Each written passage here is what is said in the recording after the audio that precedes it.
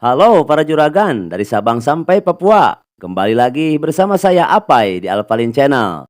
Channel yang selalu setia mengupas alur film-film berkualitas. Film yang akan kita kupas di video kali ini berjudul Film diawali dengan memperlihatkan suasana hiburan pekan raya di salah satu sudut kota di negara bagian Ohio. Di tengah keramaian tersebut, terlihat seorang pastor berjalan ke arah tempat pembelian tiket di sana. Dia adalah Parker yang sedang menyamar untuk menjalankan aksi perampokan. Parker ternyata tidak beraksi sendirian. Dia ditemani oleh Carson yang menyamar sebagai petugas keamanan sekaligus berperan sebagai sopir. Di tempat lain ada Hardwick yang berperan sebagai pengintai dan pembuat kekacauan di sana. Sedangkan dua orang lainnya yaitu Melander dan Ross menyamar sebagai badut. Setelah ada kesempatan, Melander dan Ross memisahkan diri dari iring-iringan dan menuju sebuah lorong yang mengarah ke tempat penyimpanan uang tiket yang menjadi target mereka. Lalu Melander menerbangkan balon sebagai isyarat terhadap yang lainnya jika mereka sudah saatnya beraksi. Melihat tanda dari Melander, Parker segera memberi instruksi kepada Hardwick agar segera menjalankan tugasnya. Lalu Parker terlihat berjalan menuju target untuk mengalihkan perhatian salah satu petugas keamanan di sana. Dan aksi mereka pun dimulai. What's the erase code? 487. Di tengah aksi mereka, kita dibawa flashback ke waktu sebelum aksi perampokan itu terjadi. Di mana saat itu Parker bertemu dengan Claire, sang pujaan hatinya. Dan ternyata Parker mendapat info target perampokan tersebut dari ayah sang pacar yang bernama Harley. Selain mendapat semua info yang dibutuhkan, Parker juga diperkenalkan dengan Melander dan timnya untuk menjalankan aksi tersebut. Scene kembali ke perampokan mereka yang terlihat berjalan sesuai rencana. Melander dan Ross berhasil pergi dengan mobil yang sudah disiapkan Carson. Sedangkan Parker keluar dari pintu depan dan melepaskan penyamarannya di sana. Di sudut lain, Hardwick yang kesulitan masuk ke area kandang ternak terpaksa membakar jerami yang ada di dekat area panggung dansa. Dan di luar dugaan, kebakaran tersebut memicu ledakan gas. Sehingga menimbulkan beberapa korban dari pengunjung di sana. Parker pun terlihat marah atas tindakan sembrono Hardwick tersebut. Ketika bertemu di tempat yang telah ditentukan sebelumnya, Parker memarahi Hardwick dan memberi pelajaran atas tindakan sembrononya yang menyebabkan ada korban dari pengunjung di sana. Someone gets hurt and cops come after us. That's the big... Tak berselang lama, Melander dan yang lainnya tiba di tempat tersebut. Setelah memindahkan uang hasil rampokannya, dalam hitungan detik mereka pun pergi dengan mobil yang sudah disiapkan. Setelah menjalankan aksi mereka dengan sukses di dalam mobil, Melander mengajak Parker bergabung kembali dengan mereka untuk melakukan aksi perampokan lagi. Dia mengatakan kalau hasil rampokannya saat ini tidak akan dibagikan, melainkan akan dipakai untuk operasional perampokan berikutnya dengan hasil yang lebih besar. Mendengar ajakan Melander CS, tentu saja Parker menolaknya. Dia tetap pada kesepakatan sebelumnya bahwa hasil rampokan yang mereka dapat akan dibagi rata setelah menjalankan aksi. Karena perselisihan tersebut, Melander dan kawan-kawannya berusaha menghabisi Parker di dalam mobil. Baku tembak pun terjadi di antara mereka. Dan dalam kondisi terluka, Parker berhasil melompat dari dalam mobil.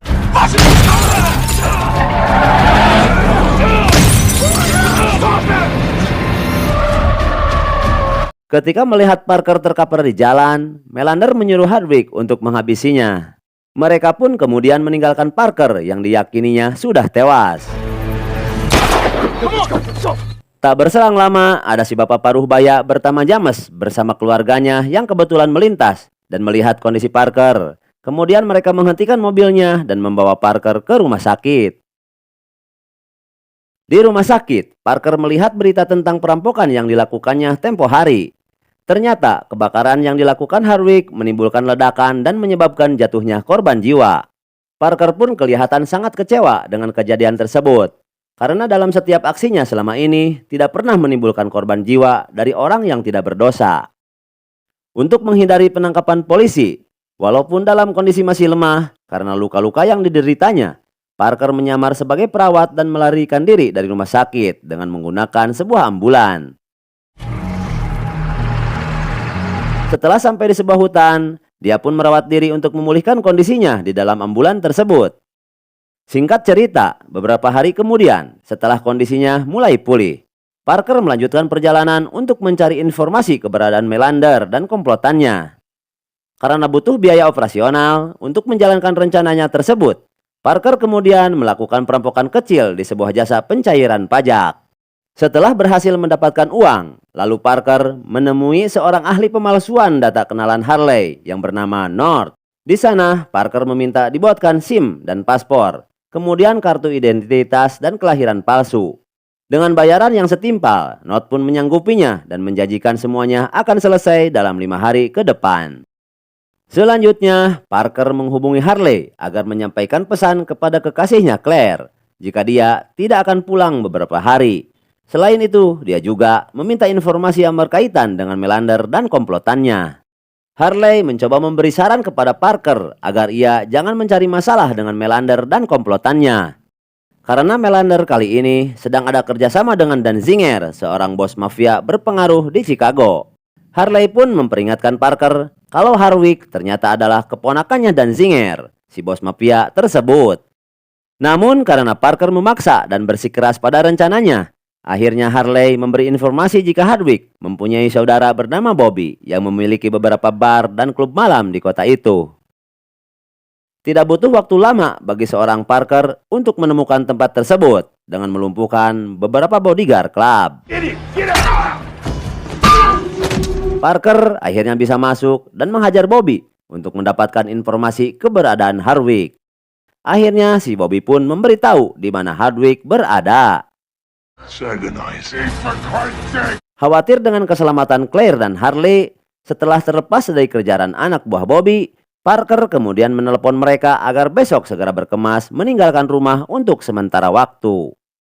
Scene kemudian berganti ke Palm Beach di Florida, di mana di salah satu rumah terlihat Melander CS sedang melakukan persiapan rencana perampokan besar di komplek tersebut.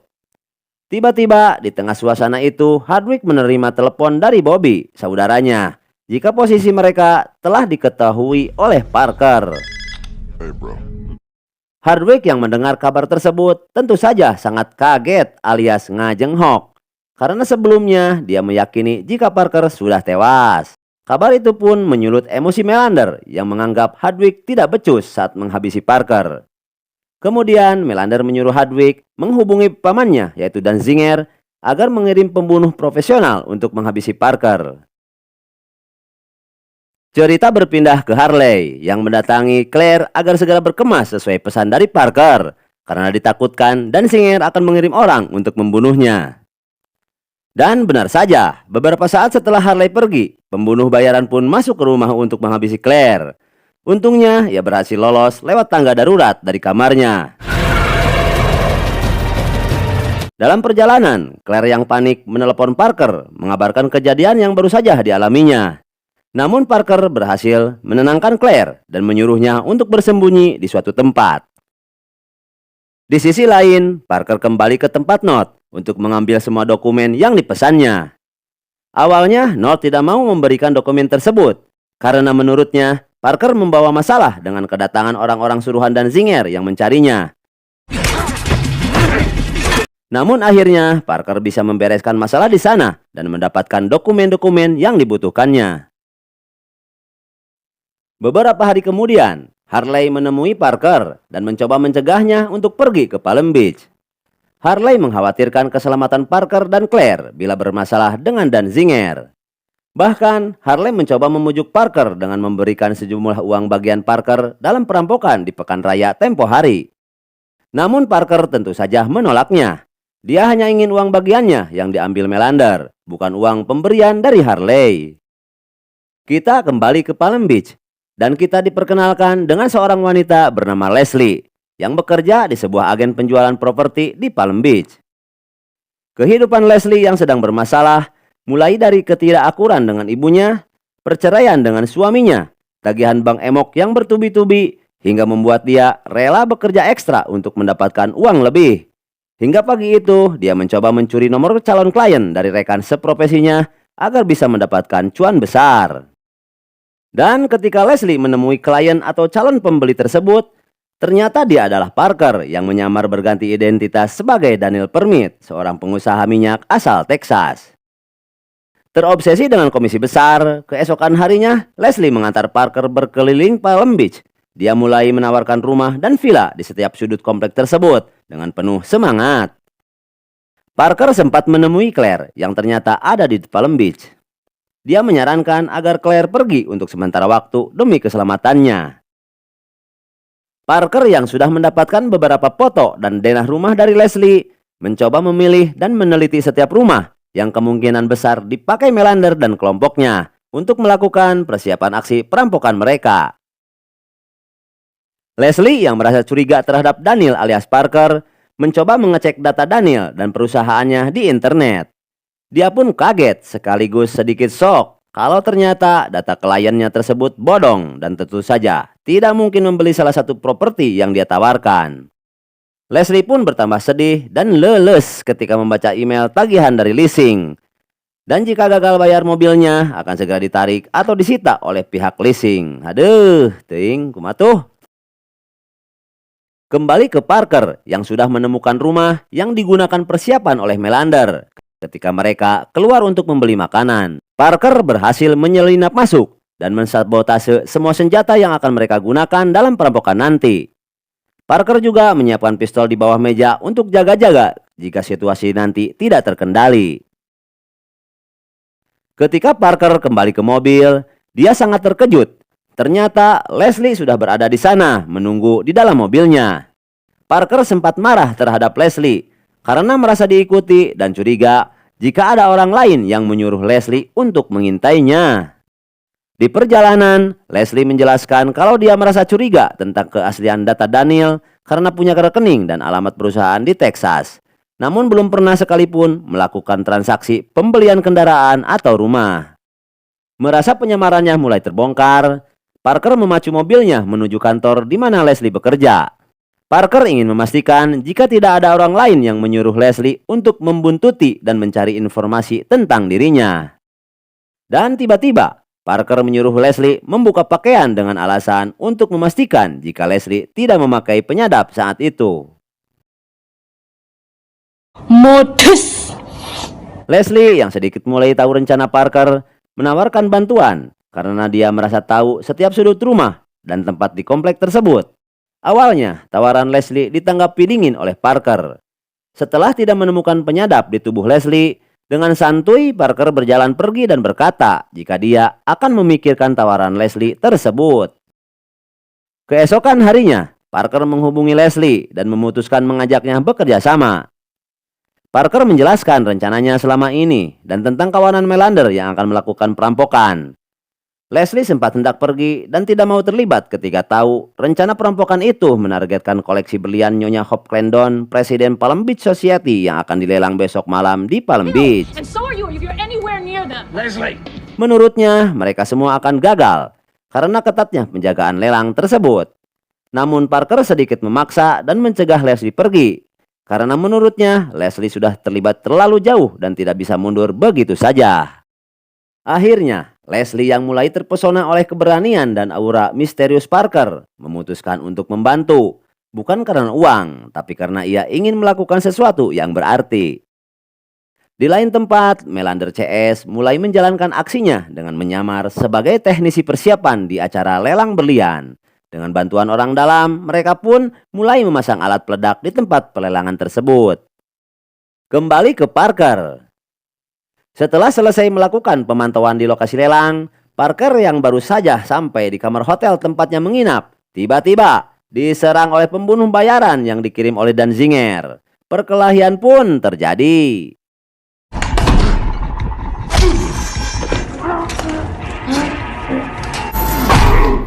Setelah melewati perkelahian yang sangat brutal, akhirnya Parker bisa menghabisi si pembunuh itu dengan membuatnya jatuh dari atas gedung.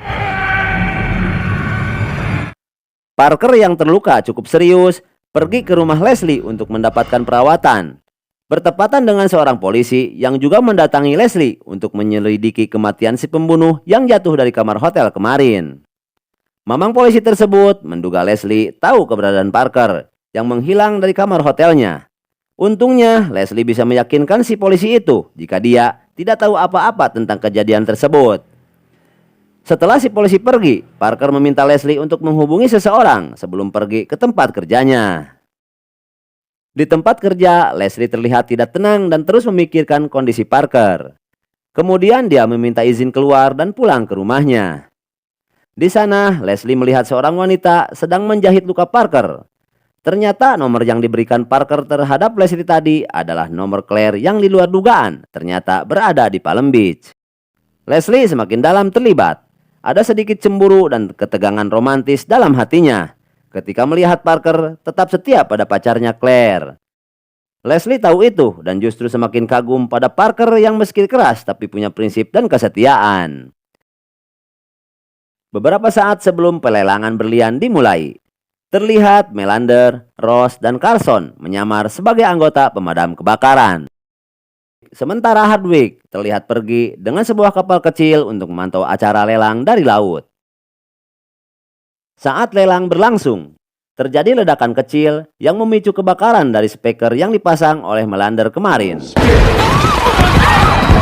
Setelah melihat kepulan asap, Hardwick segera melapor kepada Melander kalau situasi di sana sudah chaos sesuai dengan rencana mereka.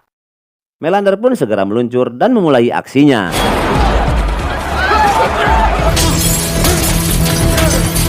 Setelah berhasil menggasak semua berlian di sana, mereka kemudian melarikan diri lewat area belakang gedung yang terhubung ke laut. Hardwick mencoba mengalihkan perhatian petugas keamanan agar Melander dan yang lainnya bisa menyelam tanpa hambatan. Setelah mengetahui perampokan sudah terjadi, walaupun masih cedera, Parker segera menuju rumah yang dijadikan base camp Melander CS. Kemudian menyelinap ke dalam rumah untuk menunggu mereka kembali dari lokasi perampokan. Di sisi lain, Leslie yang melihat kesibukan para aparat keamanan baru menyadari kalau perampokan yang dibicarakan Parker tempo hari benar-benar terjadi. Tanpa pikir panjang, Leslie segera meluncur ke rumah yang digunakan Melander untuk membantu Parker, karena khawatir dengan kondisinya yang masih cedera. Sialnya, ketika Leslie mengintip ke dalam rumah, dia tertangkap oleh Hardwick dan kemudian diinterogasi di dalam rumah. Hardwick yang curiga Leslie ada kaitannya dengan Parker membeli kepretan setengah maut karena Leslie tetap berpura-pura tidak mengenal Parker. Melander dan yang lainnya kemudian menggeledah seisi rumah karena curiga Parker sudah ada di sana. Setelah berhasil melumpuhkan Ross, Parker kembali menyelinap ke dalam rumah. Melander CS mulai panik saat mengetahui kalau Ross tak kembali ke dalam rumah. Mereka bertambah yakin jika Parker ada di sana. Beberapa saat kemudian terlihat Parker memberikan kode kepada Leslie agar menggunakan pistol yang ada di bawah meja yang sudah disiapkan sebelumnya. Dan ketika ada kesempatan, walaupun dalam keadaan sedikit gugup alias gemper, Leslie berhasil menembak Carson dengan pistol tersebut. Di lain sisi, Melander terlibat perkelahian brutal dengan Parker. Dan sudah dipastikan, Melander pun dibuat terkapar tak bernyawa di tangan Parker. Hardwick yang tersisa seorang diri merasa frustasi, kemudian menyandera Leslie.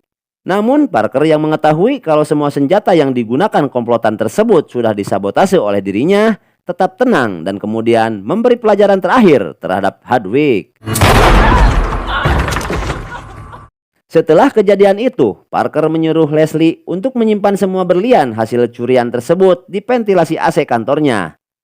Dia mengatakan jika 3 bulan ke depan akan mengirim orang untuk mengambilnya. Parker juga berjanji setelah berliannya terjual, bagian Leslie akan secepatnya dia kirimkan. 6 bulan kemudian, Scene memperlihatkan Parker membunuh Danziger di Chicago, menuntaskan semua dendamnya untuk orang-orang yang pernah berkhianat dan mencelakai dirinya. It's not about money. Setelah 1 tahun berlalu, Leslie menerima kiriman paket yang membuatnya sangat mengajenghok dan gembira. Ternyata Parker menempati janjinya dengan mengirimkan gepokan dolar yang membuat Leslie berteriak kegirangan.